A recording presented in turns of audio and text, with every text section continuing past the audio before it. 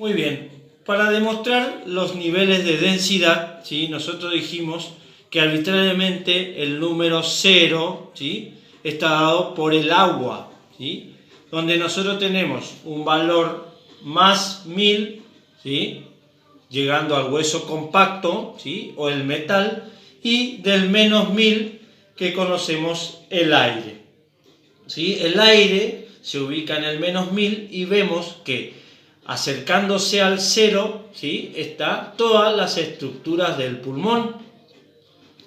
Antes del 0, menos 100, ¿sí? Tenemos las grasas y tejidos conectivos en lo que va en un rango de 50 a menos 80, ¿sí? Unidades Hanfield, representado por las grasas del tejido conectivo. El hueso esponjoso lo encontramos en una densidad de entre 30 y 230 unidades Hanfield, ¿sí? Y más de 250 a 1000 podemos considerar al hueso compacto, ¿sí? Dependiendo de su estructura, más lejos o más cerca del más 1000. Las estructuras del pulmón, ¿sí? Lo encontramos en el lado negativo, no cerca del aire. ¿Por qué?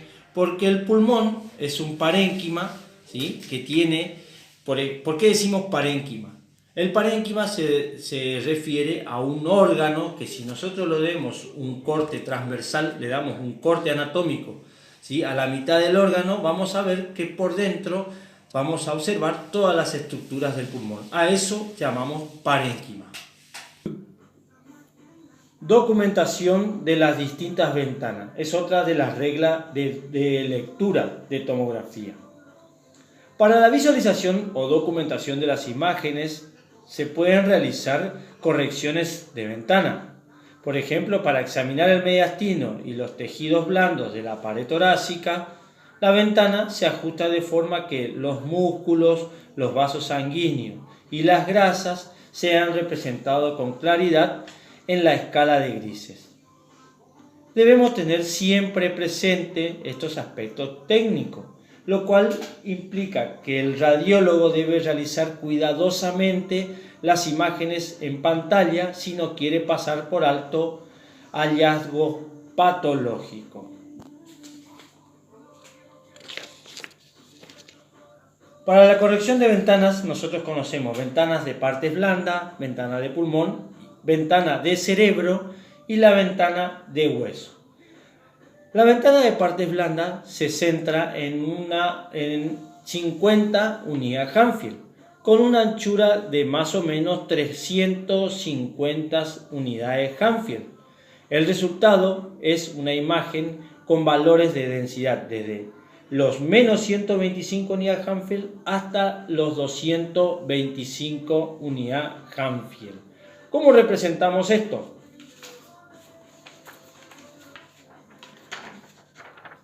La ventana de partes blandas está dado por la comparación, ¿sí? Donde no es comparación, sino donde nosotros tenemos que ajustar la ventana, ¿sí? De tal manera que los músculos, los vasos,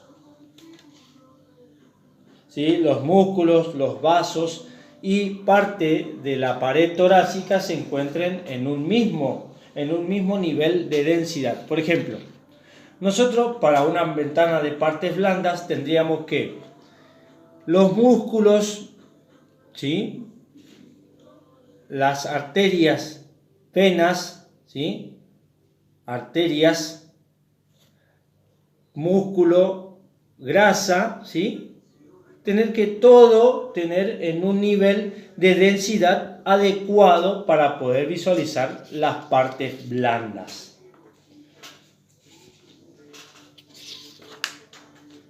La ventana de pulmón. La ventana de pulmón, el centro de ventana deberá ser más bajo, aproximadamente menos 200 unidades Hanfield, y la anchura mayor a 2000 unidades Hanfield. Esto permite una distinción mucho más clara de las estructuras del pulmón.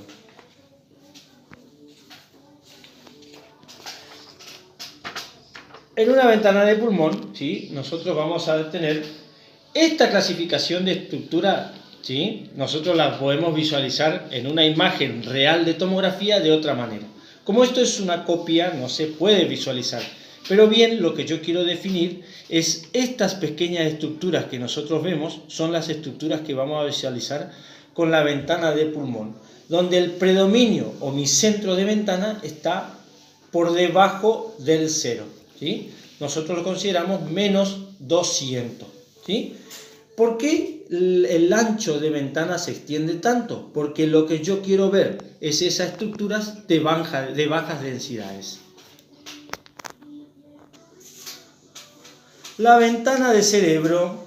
El centro debe situarse próximo a la densidad media del tejido cerebral, 35 unidades Hanfield, y el ancho debe ser muy estrecho, 80 a 100 unidades Hanfield. Esta estrechez se realiza para conseguir el máximo de contraste entre la sustancia blanca y la sustancia gris. La ventana de hueso deberá tener un centro mucho más alto, sobre los 300 unidades Hanfield, y una anchura suficiente de más de 1500 unidades Hanfield.